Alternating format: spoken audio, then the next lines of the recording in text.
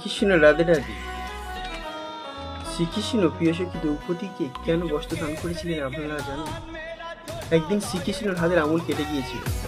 তখন প্রিয় সখী দ্রৌপদী তার নিজের বস্ত্র ছিঁড়ে শ্রীকৃষ্ণের আঙুলে মেরে দিয়েছিল। তখন শ্রীকৃষ্ণ বলেছিলেন, এই যে নিজের বস্ত্র ছিঁড়ে আমাকে হাতে বেঁধে দিয়েছো, একদিন হাজার হাজার বস্ত্র আমি তোমাকে দান করব, শুধু আমাকে স্মরণ করো। যখন ধৃতরাষ্ট্রের পুত্ররা দ্রৌপদীকে রাজসভায় বস্ত্রহরণ করছিল, তখন শ্রীকৃষ্ণ আমাকে রক্ষা করে দ্রৌপদী যখন বলেছিলেন, তখন শ্রীকৃষ্ণ হাজার হাজার বস্ত্র দিয়ে তাকে রক্ষা করেছে।